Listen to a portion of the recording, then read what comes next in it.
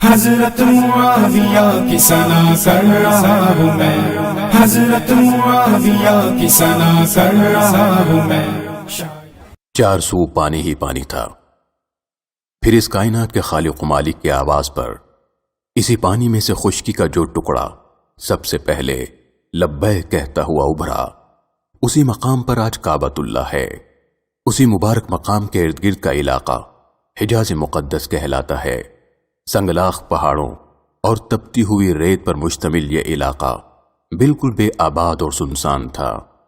پھر حکمت الہی سے ابو الانبیاء حضرت ابراہیم علیہ السلام یہاں تشریف لائے اور حکم خداوندی کے تحت اپنے ننھے سے بیٹے اسماعیل کو ان کی والدہ ماجدہ کے ہمراہ تنہا چھوڑ کر واپس چلے گئے۔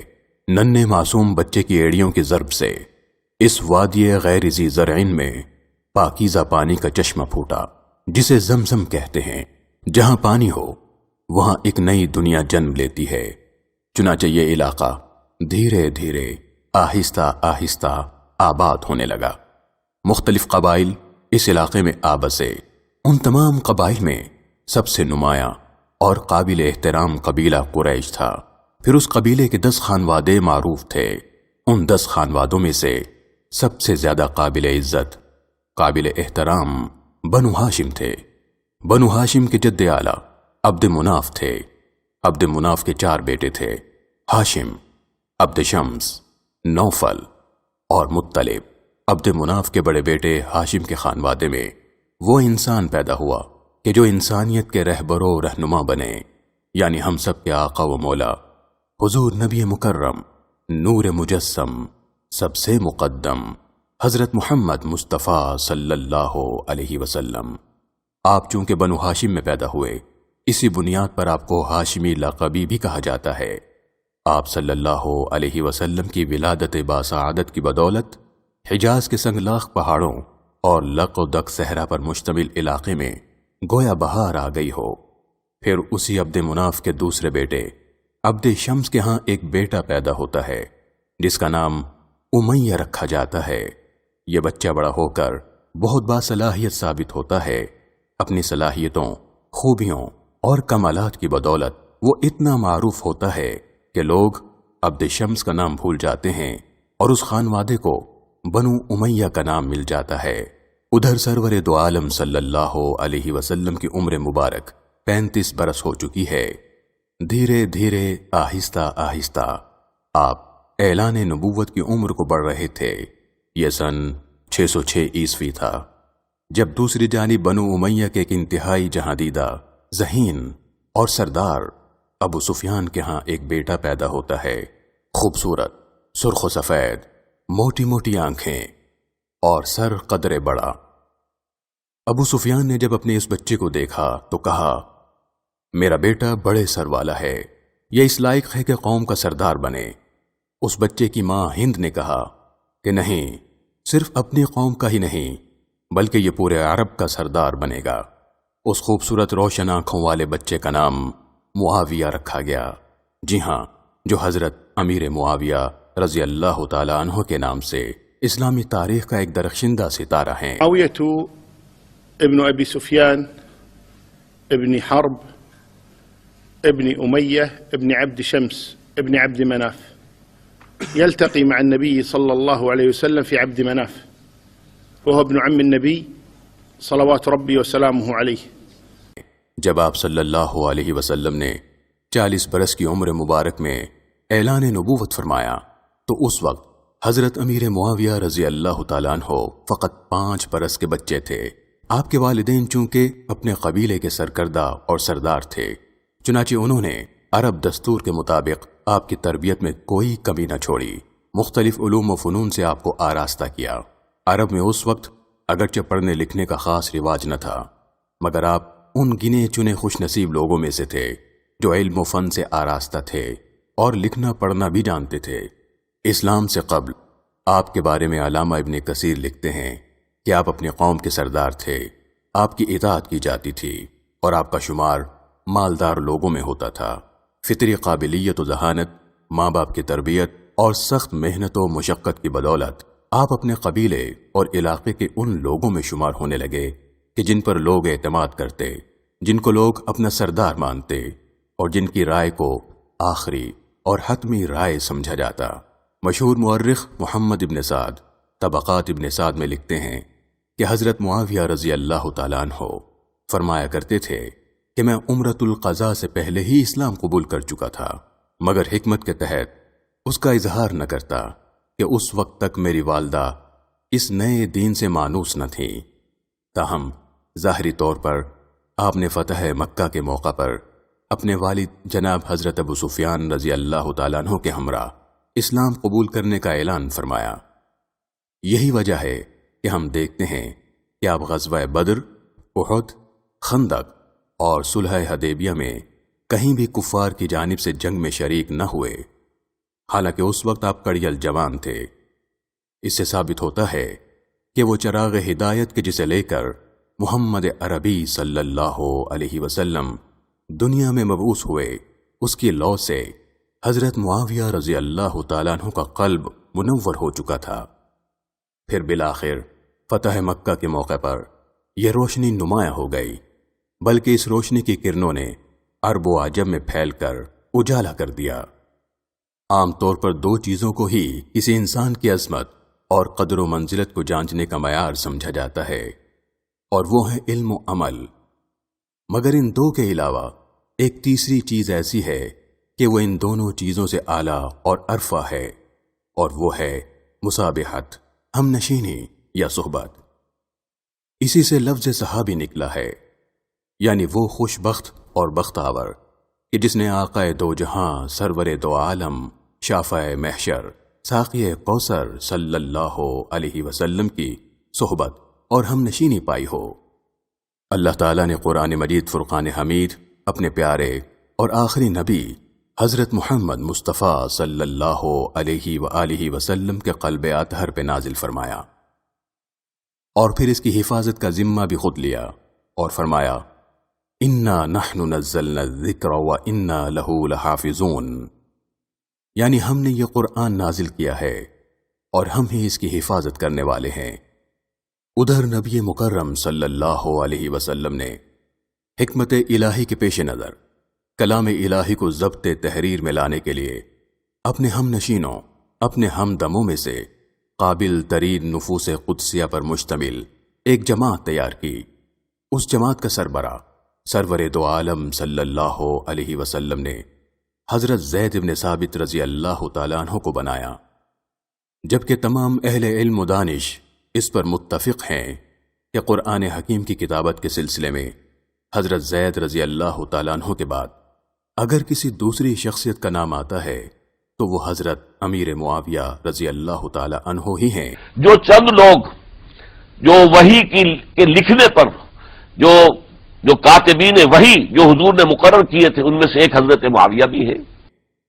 جس طرح ایک جوہری جانتا ہے کہ کون سا نگینہ، کون سا ہیرا اور کون سا قیمتی پتھر کہاں کس مقام اور کس مقصد کے لیے استعمال ہو سکتا ہے، بالکل ایسے ہی آقا دو جہاں صلی اللہ علیہ وسلم تو تمام انسانوں کے آقا و مولا ہے۔ آپ سے بڑھ کر کون مردم شناس اور جوہری ہو سکتا ہے؟ چنانچہ حکمت خداوندی کے تحت حضرت امیر معاویہ رضی اللہ تعالیٰ عنہ کو کاتب وحی کے طور پر منتخب کر لیا گیا، بلکہ آقا دو جہاں صلی اللہ علیہ وسلم کی خط و کتابت اور مراسلہ جات کی نگرانی اور ترسیل کی ذمہ داری حضرت معاویہ رضی اللہ تعالیٰ عنہ کے سپرد تھی۔ یوں حضرت معاویہ رضی اللہ تعالیٰ عنہ کو جہاں کاتب وحی ہونے کا شرف حاصل ہوا، وہیں نبی آخر الزماں رسول امین خاتم المرسلین صلی اللہ علیہ وسلم کی خدمت میں بطور قلمکار خدمات سر انجام دینے کا بھی اعزاز حاصل ہوا۔ یہی دو باتیں آپ کی امانت و دیانت اور عدالت کا سب سے بڑا ثبوت ہیں، اور پھر اس سے بھی بڑھ کر خود پروردگار عالم قرآن مجید فرقان حمید میں ارشاد فرماتا ہے فی صحف مکرمہ مرفوعات مطہرہ بأیدی سفرۃ کرام بررہ، یعنی یہ قرآن قابل ادب اوراق میں لکھا ہوا ہے جو بلند مقام پر رکھے ہوئے اور پاک ہیں، ایسے لکھنے والوں کے ہاتھوں میں ہیں جو بلند مرتبہ اور نیکوکار ہیں۔ قرآن حکیم کی ان بابرکت آیات بینات میں کاتب وحی کے طور پر آپ کا درجہ کس قدر اعلیٰ و عرفہ ہے۔ قرآن کریم کی زبان میں آپ کو بہت ہی عزت و تکریم والا کہا گیا۔ اس سے بڑھ کر ایک مسلمان اور مومن کے لیے کیا سنت ہو سکتی ہے؟ جب تک آقا دو جہاں صلی اللہ علیہ وسلم بنفس نفیس دنیا میں جلوہ گر رہے، حضرت معاویہ رضی اللہ تعالیٰ عنہ آپ کی خدمت سے جدا نہ ہوئے، نبی رحمت صلی اللہ علیہ وسلم کی صحبت و ہم نشینی سے الگ نہ ہوئے، یہاں تک کہ سفر و حضر میں بھی حضرت معاویہ رضی اللہ تعالیٰ عنہ آپ کی خدمت کا موقع تلاش کرتے رہتے۔ چنانچہ ایک مرتبہ رسول اللہ صلی اللہ علیہ وسلم سفر میں تھے، راستے میں وضو کرنا چاہا تو دیکھا کہ حضرت معاویہ رضی اللہ تعالیٰ عنہ پانی کا مشکیزہ لیے کھڑے ہیں، تو آپ صلی اللہ علیہ وسلم نے خوشی اور مسرت کے عالم میں فرمایا، معاویہ تم حکمران بنو تو نیک لوگوں سے نیکی کرنا اور برے لوگوں سے درگزر کرنا۔ حضرت امیر معاویہ رضی اللہ تعالیٰ عنہ فرمایا کرتے تھے کہ آپ صلی اللہ علیہ وسلم کی اس بات سے مجھے یقین ہو گیا کہ ایک دن میرے نبی کی یہ پیشنگوئی سچ ثابت ہوگی اور میں قوم کا سردار بنوں گا۔ حضرت معاویہ رضی اللہ تعالیٰ عنہ کا شجرہ نسب 5ویں پشت میں جا کر عبد مناف کے ذریعے آپ صلی اللہ علیہ وسلم سے جا ملتا تھا، گویا آپ ایک ہی سلسلہ نسب میں جڑے تھے، مگر پھر مشیت الہی کے ذریعے حضرت معاویہ رضی اللہ تعالیٰ عنہ کے گھرانے کو ایک اور اعزاز حاصل ہوا کہ آپ کی ہمشیرہ محترمہ حضرت ام حبیبہ رضی اللہ تعالیٰ عنہ کا نکاح رحمت دو عالم صلی اللہ علیہ وسلم کے ساتھ ہوا۔ یوں حضرت ام حبیبہ رضی اللہ تعالیٰ عنہ کو تا قیامت مومنین کی ماں ہونے اور حضرت امیر معاویہ رضی اللہ تعالیٰ عنہ کو اس رشتے اور نسبت سے آپ صلی اللہ علیہ وسلم کے برادر نسبتی ہونے کا شرف حاصل ہوا۔ اور حضرت امیر معاویہ کون ہے؟ وہ خود ایک صحابی رسول ہے، جلیل القدر صحابی رسول ہے، کہ حضرت معاویہ رضی اللہ تعالیٰ عنہ کی ایک ہمشیرہ ام حبیبہ رضی اللہ تعالیٰ عنہ حضور کے ازواج مطہرات میں سے ہیں، تو حضور کے گویا کے برادر نسبتی ہوئے۔ بنو ہاشم اور بنو امیہ ایک نئے رشتے میں بن گئے۔ حضرت صلی اللہ علیہ وسلم کے وصال کے بعد حضرت معاویہ رضی اللہ تعالیٰ عنہ اور والد گرامی حضرت ابو سفیان رضی اللہ تعالیٰ عنہ نے حضرت ابو بکر صدیق رضی اللہ تعالیٰ عنہ کے ہاتھ پر بیعت کی۔ عہد صدیقی میں حضرت معاویہ کا شمار خلافت کے اولین افراد میں ہوتا تھا۔ تذکرہ نگاروں کا کہنا ہے کہ خلافت صدیقی کے ابتدائی ایام میں حضرت معاویہ روایت حدیث کی جانب متوجہ ہوئے، اور اس زمانے میں آپ نے حضرت ابو بکر، حضرت عثمان اور اپنی ہمشیرہ محترمہ ام المومنین حضرت ام حبیبہ رضی اللہ تعالیٰ عنہ سے متعدد احادیث روایت کی۔ ابن حجر مکی کے مطابق آپ کی مرویات کی تعداد 163 ہے۔ ومنها احاديث مشهورة منها من يريد الله به خيرا يفقهه في الدين، هذا رواه معاوية رضي الله عنه عن رسول الله۔ قبول اسلام کے بعد حضرت معاویہ نے آپ صلی اللہ علیہ وسلم کی معیت میں تمام غزوات میں شرکت کی، بالخصوص حنین، طائف، یمامہ اور دیگر دوسرے غزوات میں داد شجاعت حاصل کی۔ خاص طور پر طائف میں اپنے والد گرامی جناب حضرت ابو سفیان رضی اللہ تعالیٰ عنہ کے ہمراہ تبلیغ و جہاد کے لیے اہم خدمات سر انجام دیں، اور آپ کے والد محترم نے وہاں کے رئیس الاعظم ابن الاسود کو حلقہ بگوش اسلام کیا، جس سے خوش ہو کر آپ صلی اللہ علیہ وسلم نے حضرت معاویہ اور آپ کے والد گرامی حضرت ابو سفیان کو کثیر مال غنیمت عطا فرمایا۔ عہد صدیقی میں جب منافقین اور مرتدین کی شورش نے خطرناک صورتحال اختیار کر لی تو اس کے خلاف سب سے پہلی تلوار حضرت معاویہ کے چچا حضرت خالد ابن سعید اموی کی تھی۔ ان کے بعد حضرت خالد ابن ولید رضی اللہ تعالیٰ عنہ رزم گاہ میں اترے تو حضرت معاویہ نے ان کی قیادت میں بے مثال جوہر دکھائے۔ اسی طرح حضرت امیر معاویہ رضی اللہ تعالیٰ عنہ کے بڑے بھائی حضرت یزید بن ابو سفیان کو حضرت ابو بکر رضی اللہ تعالیٰ عنہ نے شام کے لشکر کا امیر بنایا تو حضرت امیر معاویہ رضی اللہ تعالیٰ عنہ کو اس لشکر کے ہراول دستے کا علمبردار بنایا۔ الغرض حضرت معاویہ ان خوش نصیب مجاہدین میں سے ہیں جنہیں صدیق اکبر اور فاروق اعظم کی نگاہ انتخاب نے امت مسلمہ کی قیادت کے لیے چنا۔ یاد رکھیے کہ شام جانے والا یہ پہلا لشکر تھا جسے مشہور سپہ سالار حضرت ابو عبیدہ ابن جراح، حضرت خالد ابن ولید اور حضرت ابو العاص رضی اللہ تعالیٰ عنہم سے بھی پہلے 10,000 سپاہ کی معیت میں روانہ کیا گیا۔ حضرت امیر معاویہ رضی اللہ تعالیٰ عنہ نے اپنی حربی صلاحیتوں اور بہترین حکمت عملی کے ذریعے فتح و نصرت حاصل کی۔ علامہ بلازری کہتے ہیں کہ حضرت معاویہ نے کارہائے نمایاں پیش کیے اور وہاں بہترین اثر چھوڑا۔ خلیفہ اول یار غار حضرت صدیق اکبر رضی اللہ تعالیٰ عنہ کو دور خلافت محض 2 سال 3 ماہ اور 10 دن تک مشتمل تھا۔ اسی لیے حضرت معاویہ کی صلاحیتیں عہد فاروقی میں زیادہ نمایاں ہو کر سامنے آئیں۔ فتح مرج کے بعد آپ نے اپنے بھائی یزید بن ابو سفیان کے ہمراہ شام کے مضبوط قلعے حیدہ، عرفہ اور بیروت کی تسخیر کے لیے پیش قدمی کی۔ عرفہ کے قلعہ کو فتح کرنے کے لیے حضرت امیر معاویہ رضی اللہ تعالیٰ عنہ نے جان جوکھوں میں ڈال دی اور بالآخر ان تمام قلعوں کو فتح کیا۔ ان فتوحات اور آپ کی شجاعت و صلاحیت نے حضرت عمر رضی اللہ تعالیٰ عنہ کو بہت متاثر کیا۔ چنانچہ حضرت عمر نے خوش ہو کر آپ کو اردن کا گورنر بنایا۔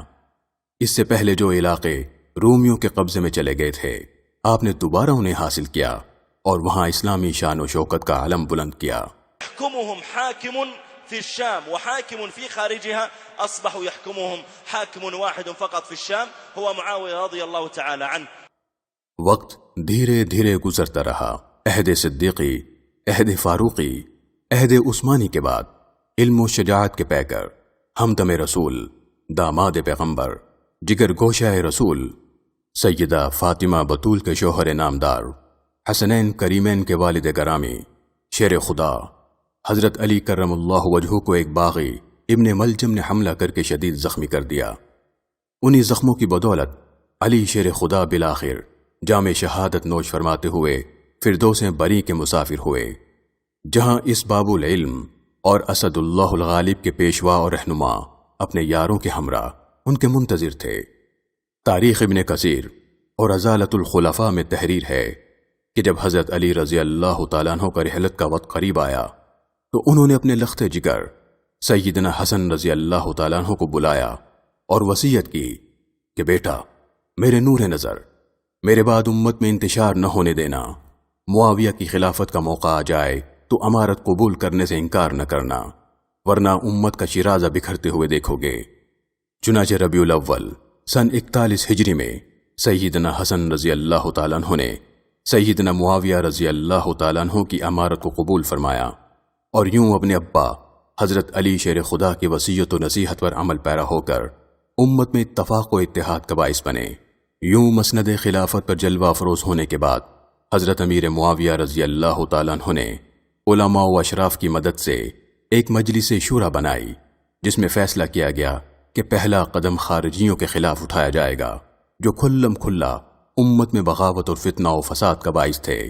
چنانچہ اپنی فہم و فراست سے 1 سال کے قلیل عرصے میں آپ نے اس فتنے کا سر کچل دیا۔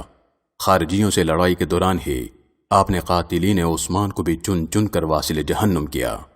سن 48 ہجری میں حضرت امیر معاویہ رضی اللہ تعالیٰ عنہ نے اسلامی تاریخ کا وہ ناقابل فراموش معرکہ سر انجام دیا، جس کے تحت شمالی افریقہ کے جنگلات کاٹ کر 40,000 فوجی ماہرین کو بحری جہاز بنانے کا حکم دیا۔ چنانچہ چند ماہ کے عرصے میں 1,700 بحری جہازوں پر مشتمل ایک دیو ہیکل بحری بیڑا تیار کیا گیا۔ آتش کدائے کفر سرد ہوا اور رومیوں کو عبرتناک شکست ہوئی۔ اسلامی تاریخ میں حضرت امیر معاویہ رضی اللہ تعالیٰ عنہ، حضرت عمر فاروق رضی اللہ تعالیٰ عنہ کے بعد وہ واحد مدبر، منتظم، مجاہد اور سیاسی بصیرت کے حامل حکمران ہیں جنہوں نے اسلامی فتوحات کا دائرہ بلاد عرب و عجم اور یورپ و افریقہ تک وسیع کیا۔ حضرت فاروق اعظم کہ جن کی خلافت کی سرحدیں 23 لاکھ مربع میل تک پھیلی تھیں، ان کو ترقی زار بنایا، بلکہ ان سرحدوں کو وسیع کرتے ہوئے 64,15,000 مربع میل کے علاقوں تک پھیلا دیا۔ یاد رکھیے کہ ہمارا پاکستان تقریباً 3.5 لاکھ مربع میل کے علاقے پر مشتمل ہے۔ سیدنا امیر معاویہ رضی اللہ تعالیٰ عنہ نے اپنی حکمت، بصیرت اور اعلیٰ صلاحیتوں کی بدولت کابل، قندھار، درہ خیبر، بولان، قلات اور ایشیائی ممالک سمیت شمالی افریقہ کے دروازوں پر آ کر دستک دی، بلکہ 1400 سالہ اسلامی تاریخ میں پرتگال سے لے کر چین تک پھیلی ہوئی وسیع و عریض حکومت جو 64,15,000 مربع میل تک پھیلی تھی، اس عظیم مملکت پر حکمرانی کی۔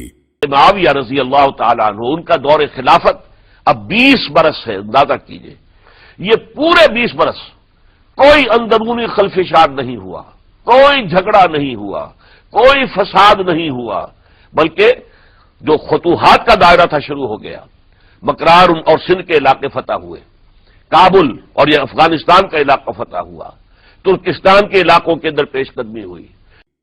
سرور دو عالم صلی اللہ علیہ وسلم حضرت امیر معاویہ رضی اللہ تعالیٰ عنہ سے خصوصی شفقت فرماتے۔ ذخیرہ احادیث میں کئی مقامات پر آپ کی فضیلت و برکت کے حوالے سے احادیث ملتی ہیں۔ آپ صلی اللہ علیہ وسلم نے فرمایا، اے اللہ، معاویہ کو ہدایت یافتہ، ہدایت دینے والا اور اس کے ذریعے لوگوں کو ہدایت عطا فرما۔ پھر فرمایا، اے اللہ، معاویہ کو حساب و کتاب سکھا اور اسے عذاب سے بچا۔ اے اللہ، معاویہ کو کتاب سکھلا دے اور شہروں میں اسے حکمران بنا اور اسے عذاب سے بچا۔ ایک جگہ فرمایا، معاویہ میرا رازدان ہے، جس نے اس سے محبت کی نجات پا گیا اور جس نے اس سے بغض رکھا ہلاک ہو گیا۔ پھر حضرت معاویہ کے لیے حضور کی دعا ہمیں ملتی ہے، اللہم اجعلہ ہادیا مہدیا، اے اللہ اسے ہادی ہدایت دینے والا بنا دے اور مہدی بنا دے جو ہدایت یافتہ ہو۔ تو یہ ان کی شان ہے۔ So Amir Muawiyah radiallahu ta'ala isn't just an ordinary Sahabi. He is one of those extinguished Sahabis, distinguished Sahabis. One of those distinguished Sahabis about whom Rasulullah sallallahu alayhi wasallam made special prayers and gave special advice to, personal advice to, because Amir Muawiyah radiallahu ta'ala anhu, amongst his general honor of being a companion of Rasulullah. ایک دوسرے مقام پر یہ دعا دی کہ اے اللہ، معاویہ کو علم سے بھر دے۔ پھر آپ صلی اللہ علیہ وسلم نے پیشن گوئی کرتے ہوئے فرمایا، میری امت کا سب سے پہلا لشکر جو بحری جہاد کرے گا اس پر جنت واجب ہے۔ ابن اسیر اور تاریخ کی تمام معتبر کتابوں میں درج ہے کہ حضرت معاویہ رضی اللہ تعالی عنہ ہی وہ شخصیت ہیں جنہوں نے سب سے پہلے بحری جنگ کا آغاز کیا۔ سیدنا حضرت امیر معاویہ رضی اللہ تعالیٰ عنہ مکارم و اخلاق کے پیکر تھے، اور کیوں نہ ہوتے کہ جنہیں لسان نبوت سے مہدی کا لقب ملا ہو۔ مشہور تابعی حضرت قتادہ فرماتے ہیں کہ لوگ جب حضرت امیر معاویہ کو دیکھتے، آپ کے سراپے، آپ کے اخلاق و کردار کو دیکھتے، آپ کے صبر و تحمل کو دیکھتے، آپ کی بردباری کو دیکھتے، تو بے ساختہ پکار اٹھتے کہ مہدی یہی ہیں، ہادی یہی ہیں۔ سیدنا فاروق اعظم رضی اللہ تعالیٰ عنہ حضرت امیر معاویہ رضی اللہ تعالیٰ عنہ کے زہد و تقوی اور ایمانداری کے معترف تھے، اسی لیے ان کی بہت قدر کرتے۔ موطا امام مالک میں لکھا ہے کہ حضرت قصیبہ ابن جابر رضی اللہ تعالیٰ عنہ کہتے ہیں کہ میں معاویہ کے ساتھ رہا ہوں، ان کے ساتھ اٹھا بیٹھا ہوں، ان سے بہتر محبوب رفیق کسی کو نہیں پایا۔ ترمذی شریف میں حضرت عبداللہ ابن عباس رضی اللہ تعالیٰ عنہما فرماتے ہیں کہ معاویہ کی برائی نہ کرو، میں نے اپنی آنکھوں سے دیکھا ہے کہ وہ راتوں کو اٹھ اٹھ کر اللہ کے حضور سجدہ ریز ہوتے تھے۔ سیدنا حضرت امیر معاویہ رضی اللہ تعالیٰ عنہ خدا کے خوف سے اور آخرت کے ڈر سے ہر وقت لرزہ بر اندام رہتے۔ بسا اوقات خشیت الہی سے رو رو کر ہچکی بن جاتی اور ریش مبارک آنسوؤں سے تر ہو جاتی۔ مہمان نواز اس قدر کہ کوئی بھی آپ کے پاس آتا تو تواضع و خدمت کے بغیر اسے واپس نہ بھیجتے، خصوصاً اصحاب پیغمبر اور آل رسول کا تو بہت ہی زیادہ خیال رکھتے، ان کا احترام کرتے، ان کا اکرام کرتے۔ مشہور مورخ علامہ ابن طباطبائی لکھتے ہیں کہ بنو ہاشم اور آل طالب حضرت معاویہ رضی اللہ تعالیٰ عنہ کے پاس آتے تو وہ ان کی شاندار مہمان نوازی کرتے، ان کی تمام ضروریات پوری کرتے۔ اگر کوئی آپ کے بارے میں سخت یا نامناسب بات کہہ بھی دیتا تو محبت و الفت سے نظر انداز کر دیتے۔ آپ کی گفتگو میں سنجیدگی و متانت ہوتی، ہمیشہ صداقت پر مبنی گفتگو فرماتے، وعدہ خلافی نہ فرماتے، امانت و دیانت میں معروف تھے، کبھی کوئی فیصلہ صحیح نہ ہوتا تو فوراً رجوع فرماتے۔ بالآخر جب اس روشن ستارے کا وقت آخر قریب آیا تو انہوں نے اپنی زندگی کا آخری خطبہ ارشاد فرمایا، جس میں سیدنا معاویہ رضی اللہ تعالیٰ عنہ نے فرمایا، لوگو، میں اس کھیتی کی طرح ہوں جس کے کٹنے کا وقت قریب آ چکا، میں تمہارا امیر تھا، یاد رکھو میرے بعد مجھ سے بہتر کوئی امیر نہیں آئے گا، جیسا کہ مجھ سے پہلے گزرنے والے مجھ سے بہتر تھے۔ اور کہا جاتا ہے کہ جو شخص اپنے اللہ سے ملاقات کو پسند کرتا ہے تو اللہ بھی اس سے ملاقات کو پسند فرماتا ہے۔ پھر فرمایا، اے اللہ، میں تجھ سے ملاقات کو پسند کرتا ہوں، تو بھی مجھ سے ملاقات کو پسند فرما۔ آخری لمحات میں اپنے بیٹے کو قریب بلایا اور فرمایا، بیٹا، ایک مرتبہ میں آپ صلی اللہ علیہ وسلم کے ہمراہ تھا، آپ کو وضو کروایا۔ اس وقت آپ صلی اللہ علیہ وسلم کے پاس 2 چادریں تھیں۔ آپ صلی اللہ علیہ وسلم نے خوش ہو کر ایک چادر مجھے عنایت فرمائی جو میں نے حفاظت سے اپنے پاس رکھ لی۔ اسی طرح ایک مرتبہ آپ صلی اللہ علیہ وسلم نے اپنے منہ مبارکہ اور ناخن مبارک کٹوائے تو میں نے انہیں بھی اپنے پاس محفوظ کر لیا۔ میرے بیٹے، جب میرا دم نکل جائے تو مجھے اس بابرکت چادر میں کفن دینا۔ اور آپ صلی اللہ علیہ وسلم کے منہ مبارکہ اور ناخن مبارک کو میری آنکھوں، میرے چہرے اور سجدے کے مقام پر رکھ دینا کہ جب میں اپنے محبوب سے ملوں تو کہہ سکوں، آپ دنیا میں بھی مجھے محبوب تھے اور آخرت میں بھی۔ بالآخر کاتب وحی، صحابی رسول، ہمدم رسول، برادر رسول، ایک فقیہ، ایک مجتہد، زہد و تقوی کا پیکر، بحر علم و حکمت و دانائی کا خوگر، زبان نبوت سے ہادی و مہدی کا لقب پانے والا، 64 لاکھ مربع میل پر حکومت کرنے والا، یہ جگمگاتا سورج دنیا فانی کو الوداع کہتے ہوئے اپنے محبوب سے جا ملا۔ انا للہ و انا الیہ راجعون۔ حضرت معاویہ کی ثنا کر رہا ہوں میں، حضرت معاویہ کی ثنا کر رہا ہوں میں۔